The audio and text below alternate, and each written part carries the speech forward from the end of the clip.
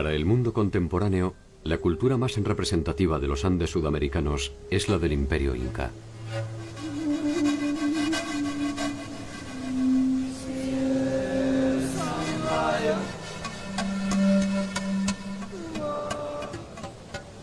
Sin embargo, la historia imperial de los incas representa apenas un siglo.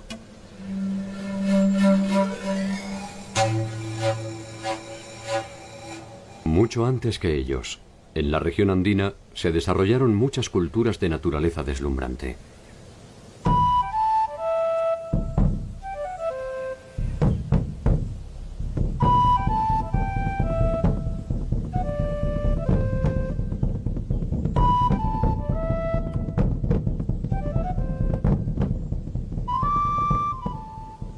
Conocer este mundo preincaico es una aventura siempre inquietante.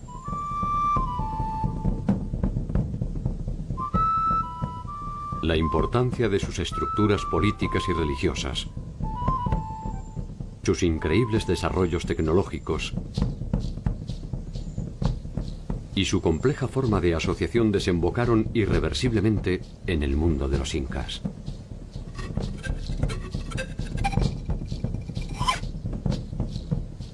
Ciudades milenarias, recintos funerarios escondidos, dioses latentes y sueños incumplidos se reproducen a lo largo y a lo ancho del territorio andino, como muestra de un modelo inédito de convivencia que puede proyectarse hasta nuestro presente.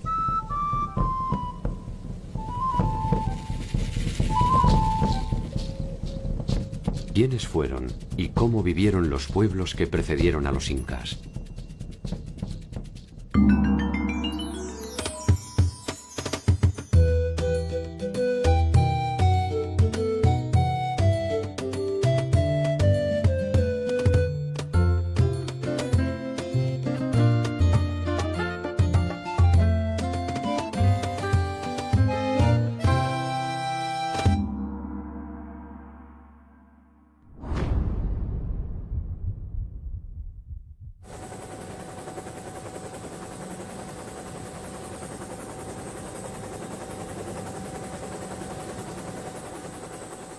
En el inicio de la invasión española al territorio del estado incaico, estos poseían un control hegemónico de su territorio desde la costa a la sierra y desde Colombia hasta Chile y Argentina.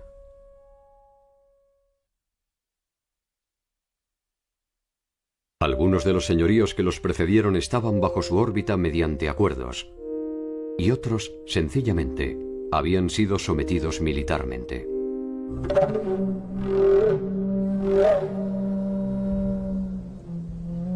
El mundo andino, sin embargo, ya había conocido formas de organización imperial menos extensas, pero igualmente efectivas.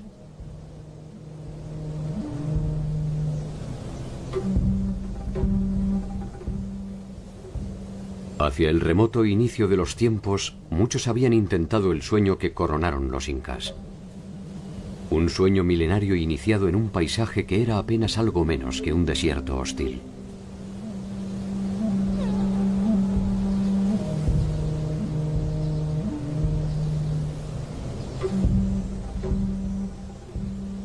Resulta difícil pensar que allí germinaron las raíces de civilizaciones deslumbrantes.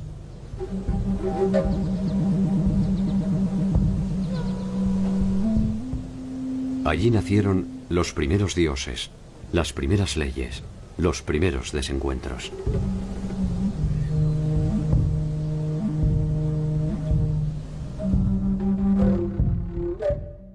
Hasta hace poco tiempo, Egipto, Mesopotamia, China e India eran consideradas por su antigüedad y complejidad como las únicas civilizaciones madres de la humanidad.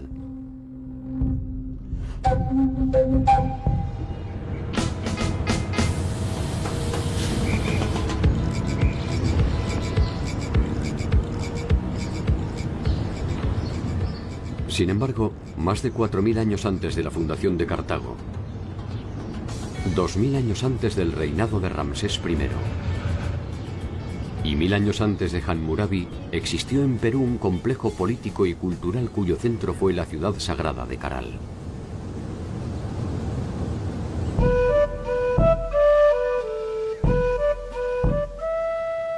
El paso del tiempo ha dejado escasas huellas de la gran ciudad. La reconstrucción de sus edificios es trabajosa y ardua. Sin embargo, en esta aparente pobreza están las señales más antiguas y ricas del mundo latinoamericano.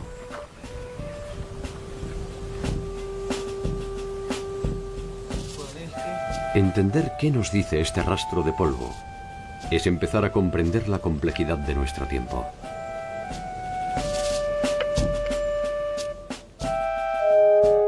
La ciudad de Caral posee una antigüedad de más de 5.000 años. Es hasta hoy la primera ciudad-estado de América. En ella se organizaron los intereses de los hombres en torno a reglas específicas y concretas de convivencia, que incluyeron el pensamiento religioso, la innovación tecnológica y científica y la estratificación social.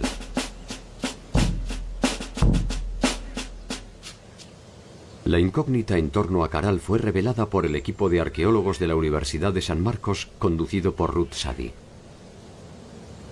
Caral era un sitio arqueológico conocido por varias décadas ya. Ha destacado siempre por su arquitectura monumental y quizás por esa complejidad arquitectónica es que los colegas pensaban que era un sitio de aproximadamente 1000 a.C. A nadie se le ocurrió que podía ser más antiguo, ni a mí misma. Cuando empecé la prospección arqueológica en el Valle de Supe en 1994, yo fui a reconocer un sitio que no había sido investigado todavía en extensión, y así fue como empezamos los trabajos que han continuado hasta el presente. ¿Quiénes la habitaron? ¿Cómo se organizaron? ¿Qué sueños perseguían? ¿Qué pesadillas los alcanzaron? Grandes preguntas que un arrebato del viento permite descubrir para interpretar la historia del mundo. Caral representa la evidencia del fin del mundo primitivo y la consolidación de los patrones de acumulación que terminarán dividiendo a los que saben y a los que tienen de los que no. Por primera vez es un Estado porque hay un gobierno centralizado sobre un grupo social grande. Está dividido con autoridades menores, o sea, hay un sistema político que se genera por primera vez.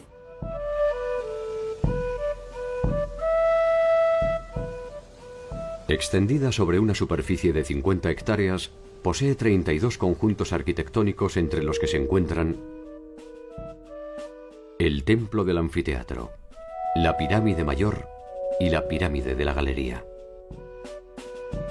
No es solo Caral, son 18 asentamientos en el Valle de Supe, de diferente extensión, de diferente complejidad.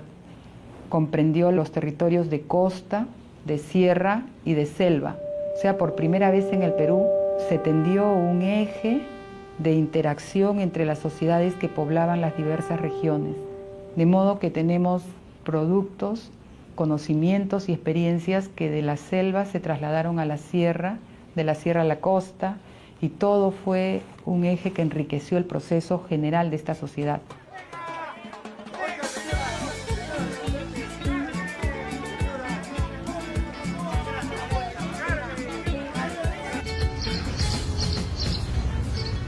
Esta primera experiencia de convivencia entre los distintos ecosistemas se proyectará en el tiempo.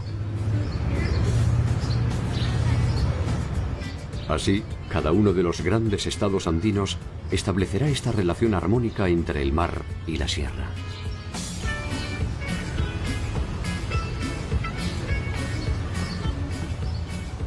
La importancia que tiene el sitio arqueológico es que testimonia el proceso cultural que dio origen a la civilización más antigua de América. Y es tan antigua como los focos más antiguos identificados en el viejo continente de Mesopotamia, Egipto, India y China. Caminando entre los vestigios de la ciudad, se pueden apreciar los vastos conocimientos arquitectónicos que poseyeron sus moradores. Caral era un gran asentamiento urbano y estamos frente a una sociedad jerarquizada. hay distinciones en cuanto a la forma de vivir. Están las casas de los funcionarios al costado de los edificios. Luego tenemos las casas de los servidores, que son mucho más pequeñas, y están las casas en la periferia, que son todavía más pequeñas. Entonces se nota que hay un modo de vida distinto de acuerdo a la posición que los individuos tenían dentro de la organización social. El salto cualitativo de la concepción urbanística y arquitectónica define a Caral como una morada destinada a los dioses. Y los que ordenaron su construcción no pueden ser otra cosa que sus intermediarios. La ciudad testimonia eso. La arquitectura implica conocimientos de matemáticas, de geometría, de estabilidad, de los materiales para que una construcción piramidal de más de 20 metros no se venga abajo. Implica también conocimientos de astronomía, aplicaron conocimientos en la tecnología agraria. Entonces, todo ese cúmulo de conocimientos hizo o sustentó el prestigio de la ciudad. Reconstruir la maravilla de la ciudad es un trabajo delicado que exige a los arqueólogos su máxima atención. Cada piedra es algo más que una parte decisiva de una edificación. Sobre ellas reposan un contenido espiritual y otro político que en algún sentido son lo mismo. En esta etapa del desarrollo civilizatorio, el Estado utilizó mucho de la religión.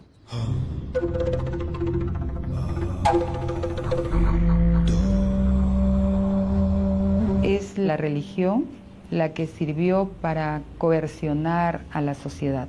Si no cumples con el trabajo que tienes que dar en tal fecha, a tal dios, entonces te va a ir mal. El miedo ha sido la herramienta sobre la cual se edificaron la mayor parte de las sociedades madres. Sin embargo, Caral ofrece una versión distintiva. La ciudad no posee indicios de presencia militar, ni siquiera de tipo defensivo. Quizás se pueda suponer que durante más de 1000 años, un grupo humano numeroso pudo convivir en armonía sin la violencia que resulta ser el signo dominante de la historia universal. Si esto fue posible, Caral no es solo un descubrimiento, también es una esperanza. El militarismo, al parecer, surge más adelante. En esta etapa primera del desarrollo de la sociedad, el Estado representa frente a los dioses a los hombres, sigue siendo humano. Posteriormente, con el señor de Zipán, el Estado o los gobernantes son divinos. De alguna manera se puede deducir que el tiempo de los dioses fue un tiempo de paz. La hora de los hombres iniciaba su cuenta regresiva. La ciudad fue la primera víctima de estos nuevos tiempos. La ciudad de Caral fue ocupada de modo ininterrumpido hasta los 1000 años y luego de eso la ciudad fue abandonada definitivamente. Nosotros trabajamos la hipótesis de que se formaron otros polos de desarrollo en otras partes del territorio del Perú. Otras sociedades que habían estado participando sin ser el centro empezaron a desarrollar también modelos de vida civilizada, tanto en el norte como en el sur, y generaron otros focos que incorporaron otras sociedades, y eso es lo que creo yo reemplazó en prestigio a Caral progresivamente. Caral es el descubrimiento más trascendente de la arqueología reciente. Es allí donde se encuentra la matriz del mundo andino. El primer eslabón de una serie de culturas que terminarán desembocando en el célebre Estado Inca. Una cadena que exige detenernos en una serie de culturas que nos darán el ADN definitivo de un tiempo tan majestuoso como inusual.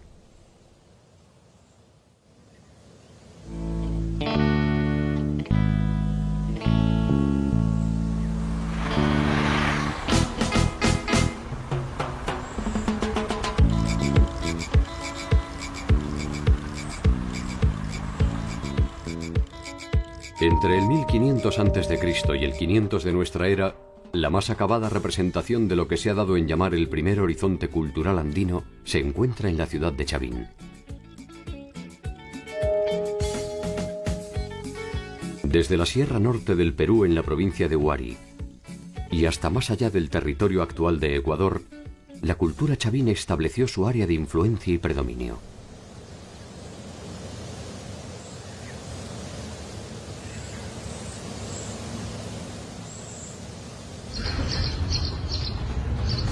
Cerca de allí, al final de su tiempo de gloria, se desarrolló otra importante cultura andina en los alrededores de Lima.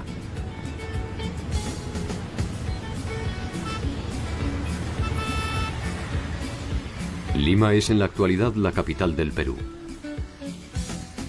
Los conquistadores españoles la llamaron la Ciudad de los Reyes y establecieron allí la sede del gobierno colonial. Probablemente su estratégica ubicación cercana al mar y un interés por debilitar la influencia de la antigua capital incaica, Cuzco, determinó su emplazamiento.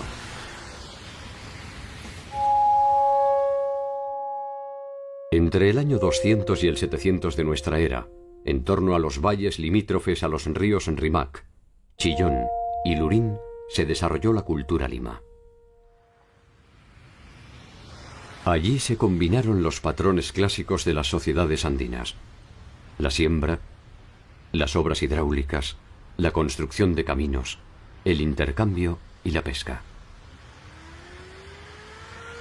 Muchos de los vestigios concretos y espirituales de los Lima se revelan hoy a orillas del mar en el adoratorio de Pachacamac. Pachacamac está vinculado con toda la mitología costeña y fue un centro de peregrinaje y de devoción muy importante. Y los incas lo mantuvieron y le dieron la debida importancia, a tal punto de que había un Abyahuasi en Pachacamac, una suerte de monasterio de religiosas, el culto al sol y el culto a las divinidades incas. Fue un centro religioso importante para ellos. Los incas entienden la trascendencia del adoratorio y lo incorporan como centro de peregrinación y no tardan en acordar con los curacas locales la construcción de nuevos edificios.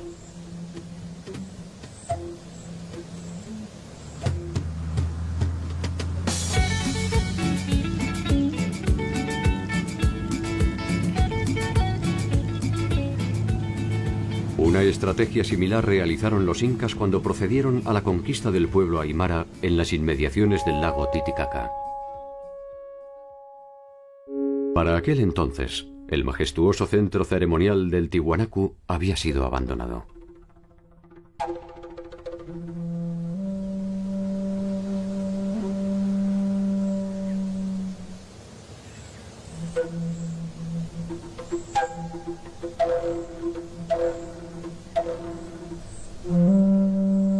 Estamos en el lugar más importante y más impactante de lo que ha sido Tiwanaku en cuanto a su arquitectura.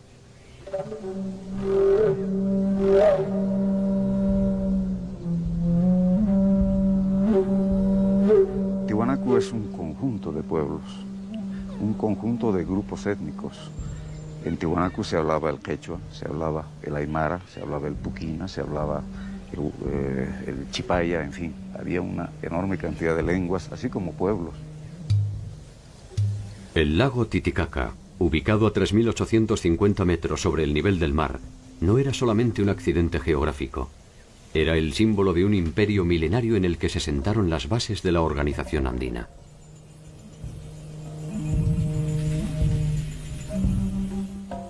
Para los tiwanacotas, fue en su capital donde se produjo el origen del mundo. El dios creador, Viracocha, emergió de las aguas del lago Titicaca y fue él quien colocó al sol, la luna y las estrellas en el cielo, y quien envió a sus auxiliares a crear los animales y las plantas. Fue él quien talló en piedra a los hombres, les dio vida y los entregó al mundo.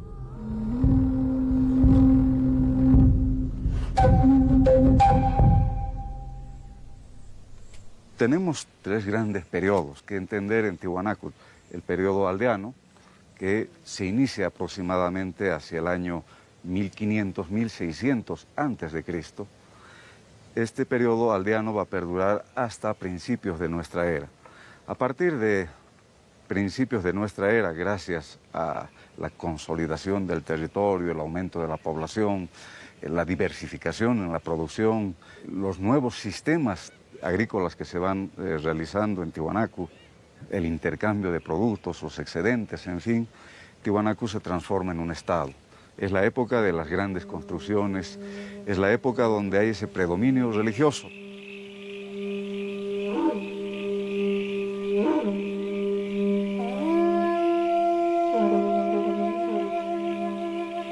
Tiwanaku había sido el centro político y religioso de un amplio territorio, que hacia el año 500 después de Cristo ya se constituía como una importante referencia, que se materializaba en su imponente concepción urbanística. Los templos están relacionados con la parte de la cosmovisión andina. Muchos de ellos están jugando un papel relacionado con lo que son sus cultos, sus dioses, y sobre todo vamos a ver la importancia que tiene la astronomía en cada uno de estos templos, convirtiéndose en verdaderos calendarios que les están dando las fechas para las fiestas, como para también la época de la siembra. Las pirámides, las construcciones elevadas que están relacionadas al sol, la luna, las estrellas, los astros. También están los dioses del Acapacha, lo que son las construcciones al nivel del suelo, de piso, como la Calasasaya. Y finalmente los templetes subterráneos, que están más vinculados a las divinidades de la fertilidad, la fecundidad. El templete semisubterráneo posee una planta cuadrangular delimitada con muros de arenisca roja que fueron sostenidos mediante 57 pilares. Sobre sus paredes se encuentran 157 cabezas enclavadas que representan una diversidad de etnias que resulta decididamente desconcertante.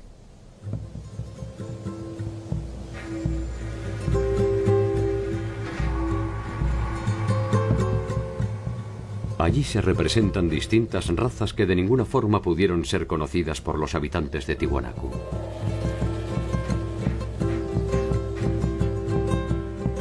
Muchas son las hipótesis a propósito de su significación. Para algunos representan la morfología de los diversos pueblos sometidos por el Imperio Tiwanaku. Para otros, se trata de un ensayo de Viracocha para la creación de la pareja original que poblaría el mundo.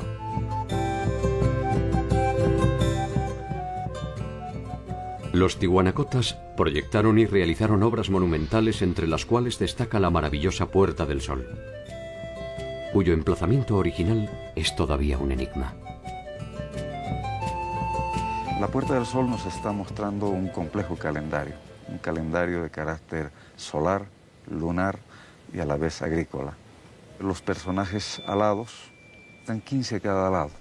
Nos muestran los 30 días del mes y vamos a tener 11 pequeños soles, más el 12º, que es el dios solar en la parte central, que nos está mostrando también esa división de 12 meses en el año.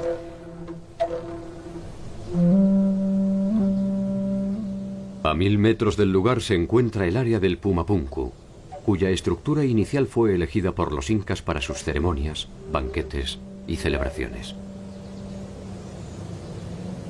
En esta área podemos encontrar trabajos de lo que ha sido el manejo de la piedra. Bloques de más de 180 toneladas de peso que fueron trasladadas desde las serranías que tenemos allá, donde están las canteras, donde se extraía los bloques de piedra para la edificación de estos templos. Uno de los mayores bloques justamente es esta plataforma, que tiene un peso de 185 toneladas, que eran parte del templo, el magnífico templo que se encontraba justamente hacia la salida. Al fondo se puede apreciar la montaña del Illimani, está justamente hacia lo que es uno de los principales achachilas, uno de los principales apus protectores de este sitio.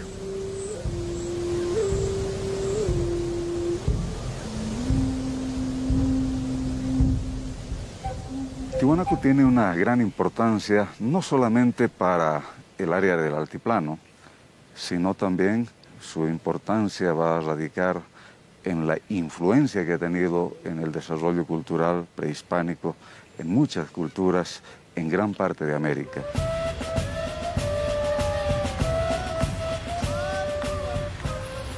El pueblo aymara es hoy una de las comunidades más representativas de ese pasado, y la mayor parte de la población actual de Bolivia es descendiente directa de esta etnia. La impronta de su cultura definió las relaciones que se repetirían en los distintos pueblos andinos hasta la llegada de la invasión europea. Una de estas bases fue, sin duda, la tecnología alimentaria. Teníamos varios sistemas en la parte agrícola. Vamos a tener lo que son las tacanas o las terrazas de cultivo en las partes altas, donde preferentemente se da producción de papas macho. Hoy en día contamos con más de 400 variedades de papa que han sido productos justamente de Tiwanaku. Por lo tanto, la influencia, la importancia que ha tenido en la región ha sido bastante grande. También tenemos las cochas o cotas, que son lagunas artificiales. Solamente en este valle tenemos más de 400, que servían como acopio para el agua, tanto para la agricultura como para el pastoreo de los camélidos. Y la mayor tecnología de Tiwanaku es lo que constituyen los sucacollos, que son camellones irrigados mediante canales, donde podían ellos cultivar 3-4 veces al año. No solamente tenemos el desarrollo en la agricultura, sino también en lo que es el pastoreo, la crianza de camélidos.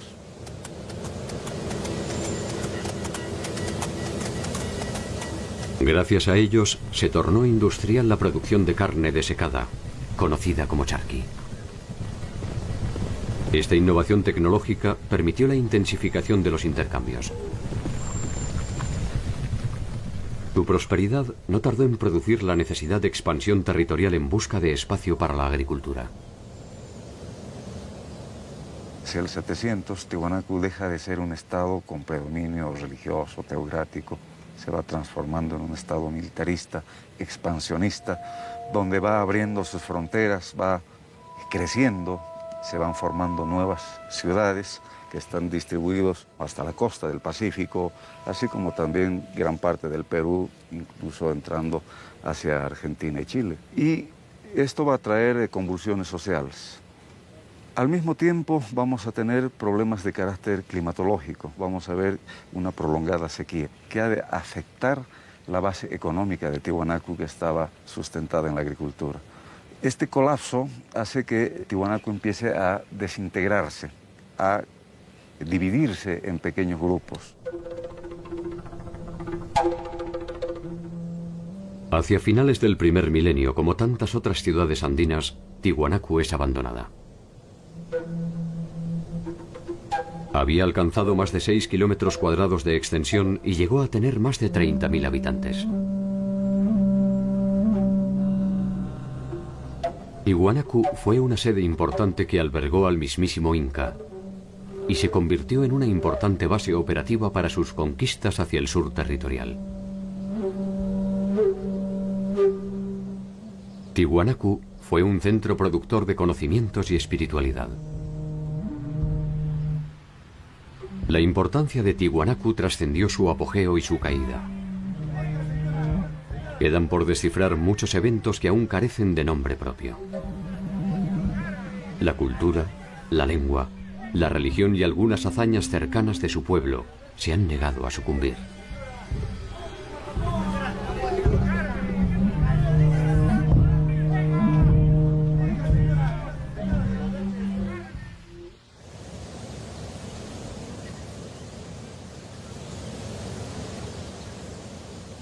Según la leyenda, la ciudad de Chanchan fue fundada por un mítico líder que habría llegado del mar.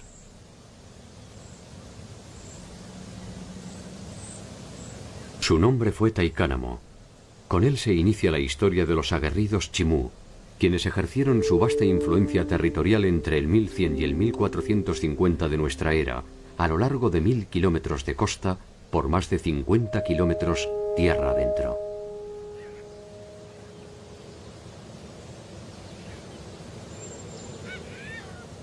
En Chanchan llegaron a vivir más de 50.000 habitantes, y la armónica y serena belleza de la ciudad, con sus trabajados muros de barro, está aún en pie.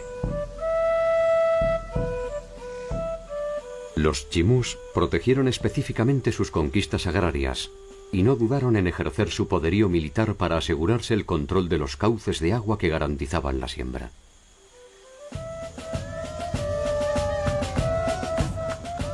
Proyectaron y realizaron acueductos, diques, canales, acequias y pozos.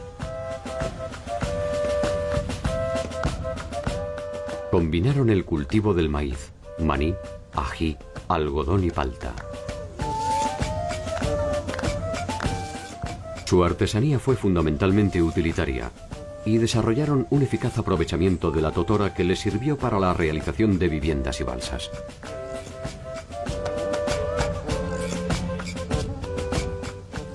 Su tecnología marítima es visible aún en muchos pueblos de pescadores.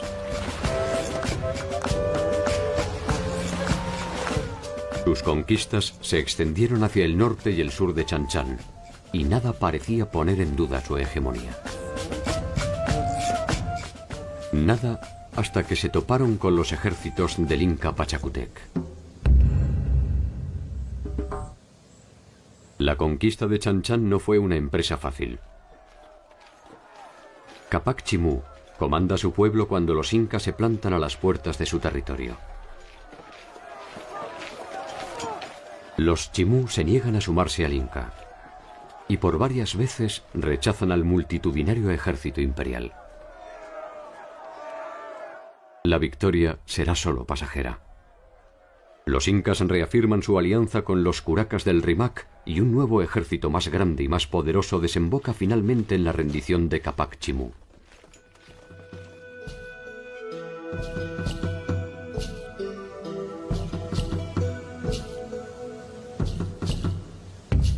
Sus líderes son desterrados y sus tierras se reparten entre los aliados incas.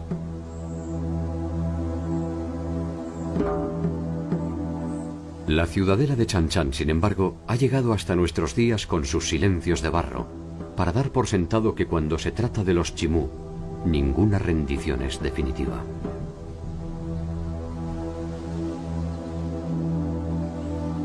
El control territorial y espiritual del mundo andino se mantuvo por más de 5.000 años asentado en diferentes pueblos. En el Valle de Supe, en Chavín, en Huari, en Tiwanaku, en Chanchan y en Cuzco. Su organización estatal fue evolucionando hacia formas cada vez más complejas que sin embargo no abandonan los principios fundamentales que le dan cohesión. Cuanto más tiempo pasa, más andinos son.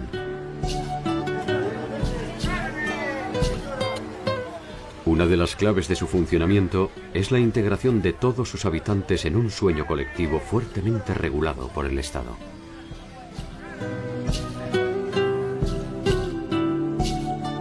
Uno de esos sueños, entre el año 100 y el 600 después de Cristo, se manifestó en una compleja y elevada organización sociopolítica identificada como cultura moche o mochica. La cultura moche o mochica surge y se desarrolla en un territorio de cerca de 700 kilómetros que cubren gran parte de los valles de la costa norte del Perú. Los mochicas comienzan a surgir aproximadamente en los primeros años de la era cristiana y terminan, suponemos, alrededor del siglo VI o VII de nuestra era. Un largo periodo en el cual desarrollaron una extraordinaria cultura sustentada por la irrigación del desierto.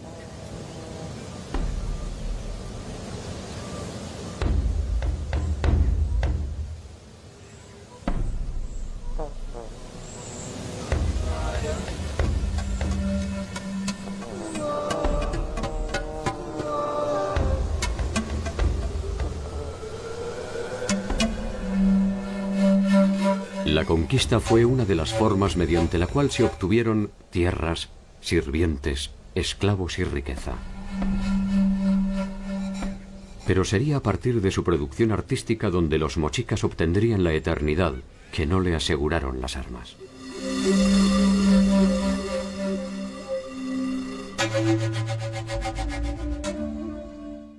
Sus trabajos de metalurgia constituyen una importante muestra de la capacidad tecnológica de los mochicas y poseen no solo una calidad formal inusual, también un carácter simbólico que nos permite establecer algunas consideraciones a propósito de sus formas de agrupación.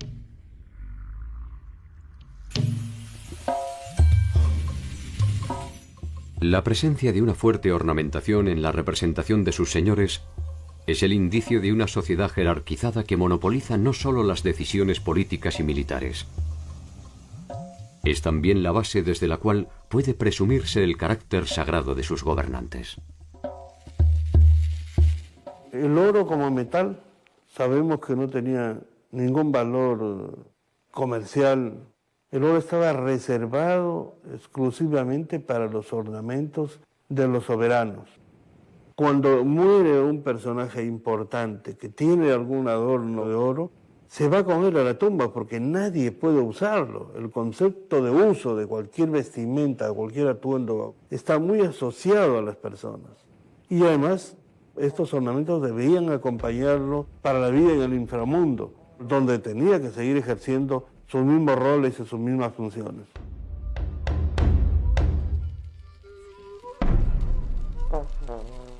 La cerámica moche atravesó todos los estadios posibles de la manifestación artística y es, sin lugar a dudas, una de las más atractivas y delicadas de la historia de la humanidad.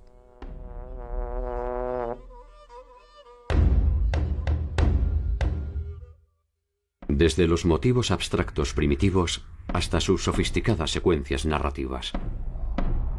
Desde sus temáticas bélicas hasta las eróticas, en cada uno de los casos puede verse la cualidad de sus artesanos y la afirmación y personalidad de una cultura.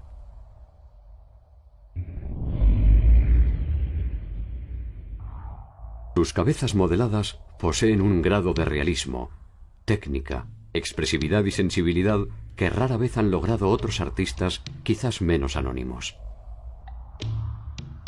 Los mochicas fueron una sociedad cuya economía estaba basada en la agricultura, esencialmente. Fue un pueblo de agricultores del desierto. Ellos lograron la proeza de dominar el desierto, desarrollando una tecnología hidráulica que permitía desviar el curso de los ríos que bajan desde la montaña andina y usualmente se pierden en el mar, para llevarlos a las zonas secas donde no llega el agua, porque la costa norte del Perú es una región desértica. Ellos lograron desarrollar un sistema de irrigación extraordinario que incluso hoy los peruanos en esta región no podemos superarlo. En su territorio dan cuenta hoy de su grandeza dos obras monumentales, la Huaca del Sol y la Huaca de la Luna. La Huaca del Sol mide 18 metros de altura y su base rectangular tiene una extensión de 136 por 228 metros. Esta construcción piramidal es probablemente la edificación más imponente del Perú. Su significación se completa con otra huaca de menor tamaño, pero igualmente sugestiva. La Huaca de la Luna. Estas huacas son sin lugar a dudas el resultado de un trabajo comunal, probablemente alguno de los tantos servicios de la reciprocidad que exigían sus gobernantes y nos dan a entender la importancia de este centro ceremonial.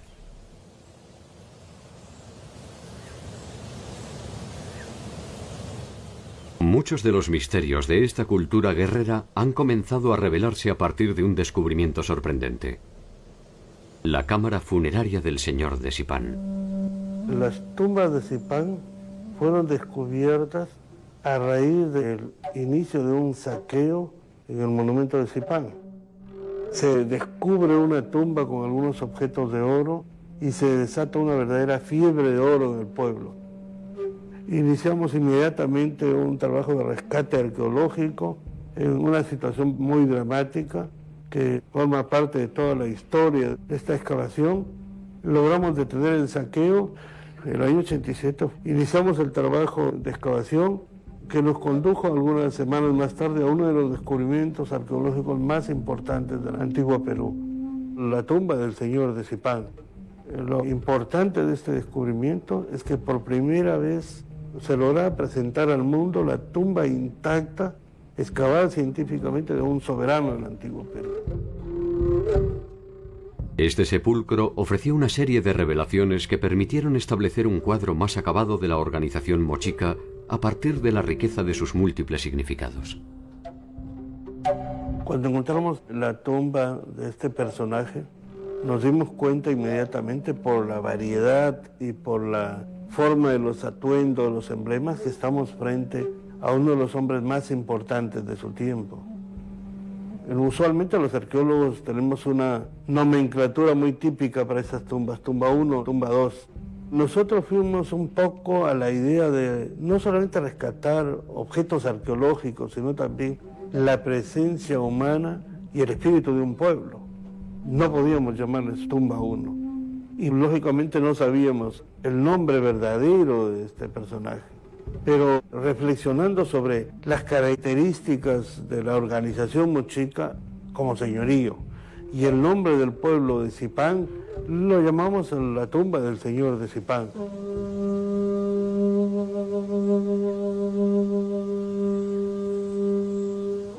Se trata de un recinto abierto con paredes de adobe que mide 5 metros por 5. En el centro se ubicaba el ataúd del señor de Zipán, confeccionado en madera y envuelto con sus atuendos e insignias de mando. A ambos lados se encontraban los enterramientos de 2 acompañantes varones. Uno de ellos, ubicado en la misma posición que el señor de Zipán, sería presumiblemente un jefe militar. Opuesto a él se encuentra otro personaje de rango, que ha sido identificado como un jefe de protocolo. Un perro los acompaña, probablemente siguiendo las tradiciones que los identificaban como guías en el viaje hacia el más allá. La parte central de la cámara funeraria era el ataúd conteniendo el ajuar del señor de Zipán, que envolvía el cuerpo del señor al momento de su muerte. Este ajuar estaba compuesto por un conjunto maravilloso y extraordinario de ornamentos de oro, plata, cobre y cobre dorado, vestimentas, atuendos. La mayor parte de ellos son emblemas de rango. En la esquina suroeste de la cámara se encontraba un niño de aproximadamente 10 años, el techo, y sobre el techo el guardián que cuidaba la tumba. Y el guardián tenía los pies amputados como una señal simbólica de que no debía abandonar su puesto de vigilancia para la eternidad. Finalmente el último acompañante estaba colocado en una de las paredes en posición sedente, como un vigía, cuidando, custodiando la cámara de su señor. Este conjunto de acompañantes probablemente fueron parte de su séquito real, que tenían la obligación de acompañarlo en su muerte.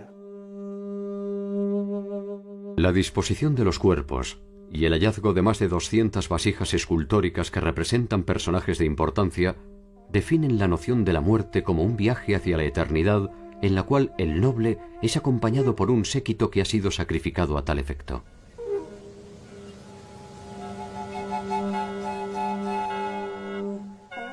Los expertos han determinado, pese al delicado estado de sus restos, que su edad oscilaría entre los 45 y 55 años. Probablemente haya sufrido una incipiente artrosis en su columna vertebral. Los estudios no pueden determinar la causa de su muerte, pero se ha descartado que ésta se haya producido de forma violenta. En Zipán se han registrado un total de 13 tumbas que pertenecen a diversas épocas y a la compleja jerarquía de los gobernantes mochicas. En la cúspide estaba el señor de Zipán con una autoridad triple, militar, política y civil. Debajo de él los sacerdotes, debajo los jefes militares y después el entorno cortesano que estaba compuesto por asistentes militares y asistentes religiosos de segundo nivel. Siempre los personajes principales al centro y alrededor los personajes de menor rango. Pero lo más importante es que cada tumba refleja el rol y función del personaje en vida. Las sociedades andinas poseían un fuerte grado religioso. La condición eterna de sus líderes implicaba un profundo ritual que probablemente se preparaba con mucha antelación. El final era percibido como un paso más en el ciclo eterno. De ello se desprende que la separación entre la vida y la muerte era observada con cierta naturalidad.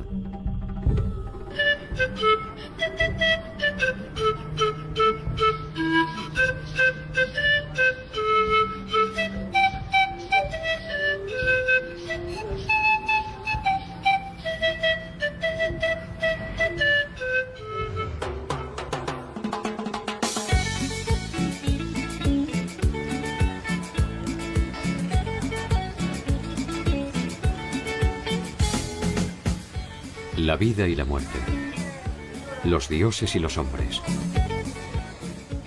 la siembra y la cosecha. La dualidad del ser andino permite explicar el mundo mediante opuestos que forman una sola entidad. La maravilla de los Andes no reside en los extraordinarios conocimientos de navegación de los chinchas, ni en las deslumbrantes huacas del sol y de la luna. Tampoco en la religiosidad de los pueblos del Valle de Lima, ni en las increíbles obras de ingeniería hidráulica de los nazcas.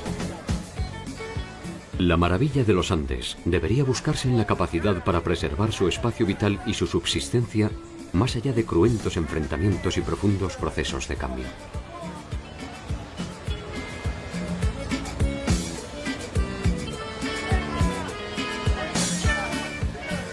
Quizás sin saberlo, seguimos esas mismas huellas que nos ofrecen la oportunidad de protagonizar una nueva realidad. Como aquellos hombres, se avanza buscando las mismas sensaciones: seguridad, progreso, estabilidad, bienestar. Un equilibrio complejo que conlleva vivir constantemente sobre el filo del bien y del mal.